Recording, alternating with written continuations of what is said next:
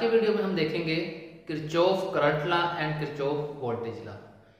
तो जो किरचॉफ थे एक साइंटिस्ट थे जिन्होंने दो लॉ दिए हैं जिनका नेम है किरचॉफ फर्स्ट लॉ और किरचॉफ सेकंड लॉ। इन लॉज को हम यूज क्यों करते हैं?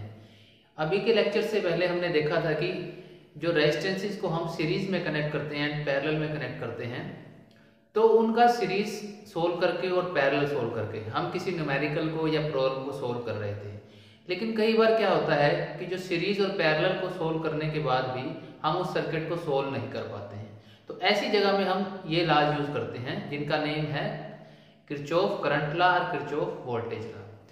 इसमें से सबसे पहला जो है वो है किरचॉफ करंट लॉ। इसका शॉर्ट नेम होता है केसीएल और इसको हम किरचॉफ फर्स्ट लॉ भी बोलते हैं। ये किरचॉफ का फर्स्ट लॉ है। ओके, तो अकॉर्डिंग टू दिस लॉ क्या है कि कोई भी जंक्शन के ऊपर, ये सपोज कीजिए हमारे पास एक जंक्शन है। जंक्शन मीन्स कोई भी पॉइंट है किसी भी इलेक्ट्रिकल सर्किट के अंदर, तो वहां according to this law in any electrical network carrying currents the algebraic sum of all currents at meeting at a point is zero. तो जितने भी करंट इस पॉइंट के ऊपर मीट कर रहे हैं, मिल रहे हैं, उन सब का जो सम होगा वो क्या होगा? जीरो होगा।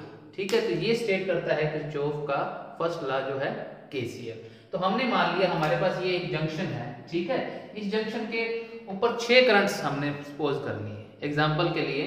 इनमें से जो 3 करंट है वो तो एंटर कर रहे हैं इसमें, जो रेड वाले हैं, और जो ब्लू वाले हैं वो बाहर की तरफ जा रहे हैं। ठीक है, तो इसके ऊपर करंट कौन कौन से हैं? 2 टाइप के करंट हैं। एक तो करंट है इनकमिंग करंट, क्लियर है? इनकमिंग करंट कौन कौन से हैं? जो अंदर की तरफ आ रहे हैं, और दूसरे हैं आउटगोइंग करंट्स। ठीक है, यानी कि जो बाहर की तरफ जा रहे हैं। तो बाहर की तरफ जा रहे हैं वो है I2, I3, I4। ये करंट्स के हमने कोई भी नाम सपोज कर लिए कि ये इनके नाम हैं, और जो अंदर की तरफ आ रहे हैं वो है I1, I4 एंड I5। तो ये 3 करंट इस जंक्शन में, इस पॉइंट में अंदर की तरफ आ रहे हैं, और 3 करंट बाहर की तरफ जा रहे हैं। ठीक है, तो ये लॉ क्या कह रहा है? इस पॉइंट के ऊपर सभी करंट का जो समीशन है वो क्या आएगा? जीरो आएगा। ठीक है, तो वो जीरो कैसे होगा? तो इसमें हमें डायरेक्शन माननी पड़ती है। हम एक करंट की डायरेक्शन पॉजिटिव मानेंगे और एक की नेगेटिव। तो अगर हम इनकमिंग करंट की डायरेक्शन मान लेते हैं क्या है? पॉजिटिव, और जो आउटगोइंग करंट है उनकी डायरेक्शन मान लेते हैं हम नेगेटिव। ठीक है, ये हमें मानना पड़ेगा। तो इनकमिंग करंट और आउटगोइंग करंट, इन दोनों को हम अब लिख लेते हैं I1। ठीक है, I1 का क्या है? पॉजिटिव साइन है, I2 का negative, minus I2 minus I3। ठीक है, और ये सॉरी I4 लिख लिया मैंने यहाँ पर। ये आपका जो करंट है ये क्या है? I6। ये 6 है, इसको हम 6 कर लेंगे। ठीक है, तो I1 minus I2 minus I3। I4 positive है,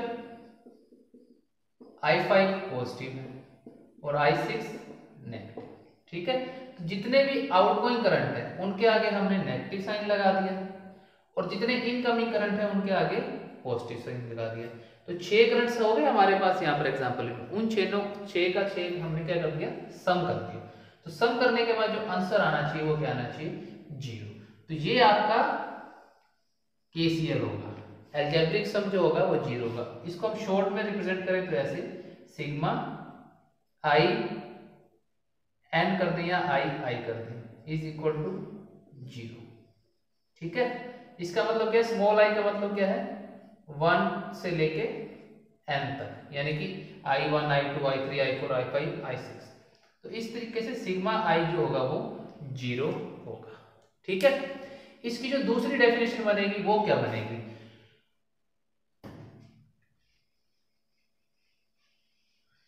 इसकी जो दूसरी डेफिनेशन बनेगी वो ये होगी कि सम ऑफ इनकमिंग करंट्स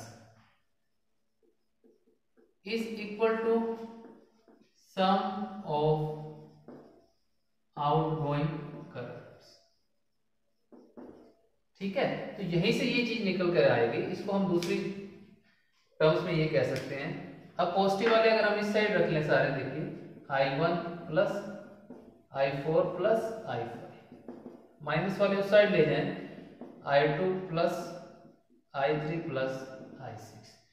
तो ये देखिए ये I1 I4 और I4 ये कौन से करंट थे, इनकमिंग करंट, और I2 I3 I6 कौन से थे, आउटगोइंग करंट। तो यहां पर क्या आ गया, sum of incoming currents. Incoming currents का सम है जो किसके इक्वल है, सम ऑफ आउटगोइंग करंट्स। तो केसीएल को दो तरीके से डिफाइन किया जा सकता है।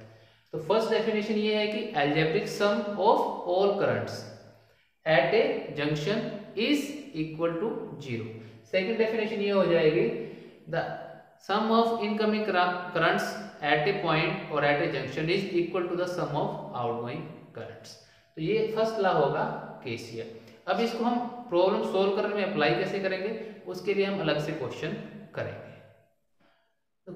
तो हमारा सेकंड जो लॉ है वो है किरचॉफ वोल्टेज लॉ, या इसको शॉर्ट में कहेंगे केवीएल, या इसको हम मैश लॉ भी बोल देते हैं, या फिर इसको हम बोलते हैं Kirchhoff second law.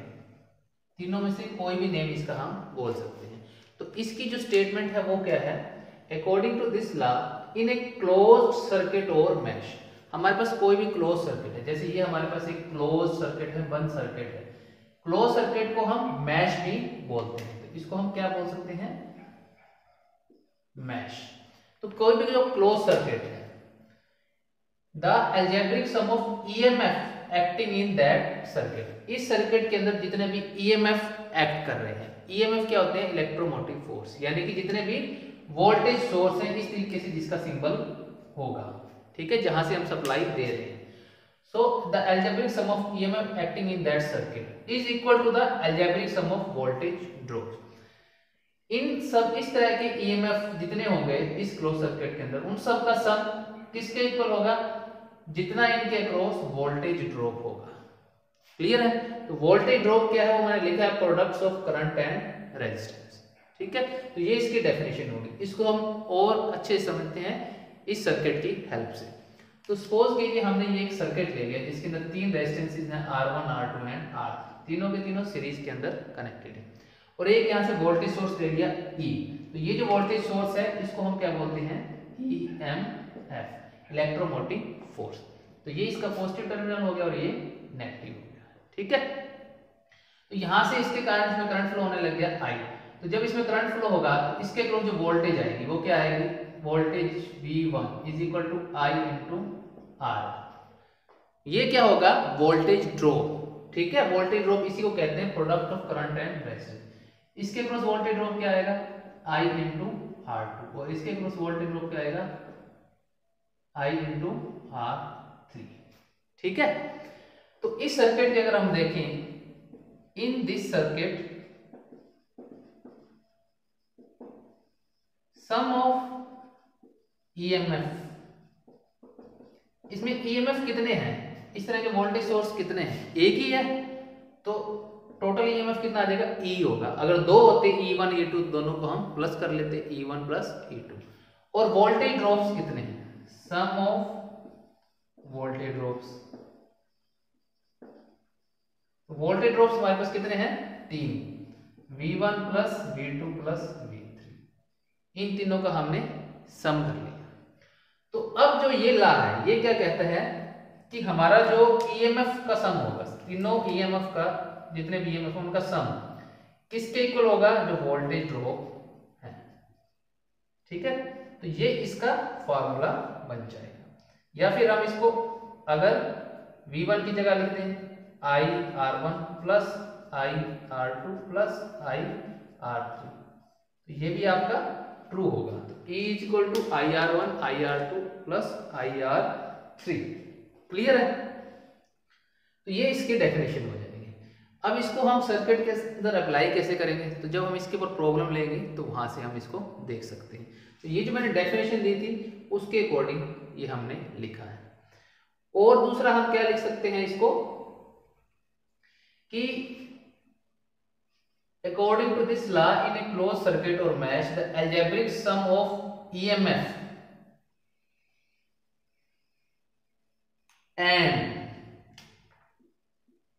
voltage drops is equal to 0। ये डेफिनेशन भी हम लिख सकते हैं कि सभी का जो समीशन होगा वो 0 होगा।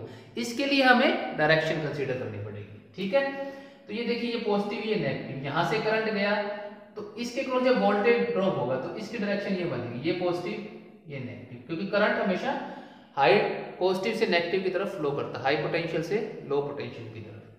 तो ये पॉजिटिव बन गया, ये नेगेटिव, ये पॉजिटिव ये नेगेटिव, ठीक है। तो इसमें हमें कंसीडर करना पड़ता है कि जो पॉजिटिव से नेगेटिव जा रहा है, पॉजिटिव से नेगेटिव, उसका जो हम साइन लेंगे वो क्या मानते हैं।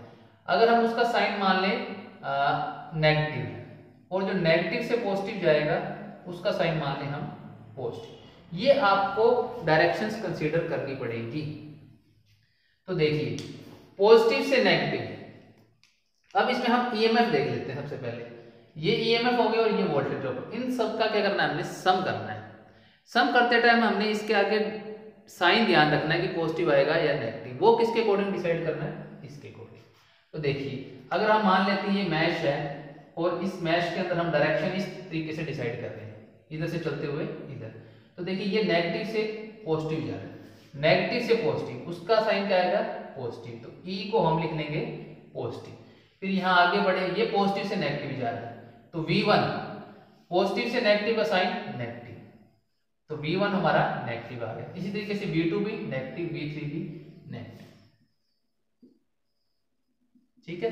तो ये डेफिनेशन होगी इसकी सेकंड, कि जितने भी ईएमएफ्स हैं और जो वोल्टेज ड्रॉप है उन सब का जो समीशन होगा वो क्या होगा, 0 होगा। अब अगर इनको नेगेटिव को सारा उस साइड ले जाएं तो यही आपके पास स्टेटमेंट आ जाएगी। तो दोनों एक ही स्टेटमेंट है, हम अलग अलग लैंग्वेज में या अलग अलग डेफिनेशन उसकी डिफाइन कर सकते हैं। क्लियर है। तो ये हमने आज के लेक्चर में 2 लॉ स्टडी किए हैं, जिनका नेम क्या है, जिन जो पॉपुलर है केसीएल और केवीएल के नाम से। KCL means Kirchhoff current law, KVL means Kirchhoff voltage law. Kirchhoff voltage law को हम मैश लॉ भी बोलते हैं। तो जब हमने कोई प्रॉब्लम सोल्व करनी होगी, कोई इलेक्ट्रिकल नेटवर्क को सोल्व करना है, ठीक है, कि उसमें कितना करंट आएगा या वोल्टेज ड्रॉप्स क्या होंगे, तो उसमें हम सीरीज और पैरेलल रेजिस्टेंसेस का कंसेप्ट भी लगाएंगे, प्लस उसके बाद अगर वो सोल्व नहीं होती तो हम ये दोनों कंसेप्ट भी यूज करेंगे, केसीएल एंड केवीएल। क्लियर है। तो इस कंसेप्ट को अच्छे से समझने के लिए हम इसके ऊपर कुछ न्यूमेरिकल्स करेंगे हमारे नेक्स्ट लेक्चर्स में। तो आज के लेक्चर के लिए इतना ही। Thank you.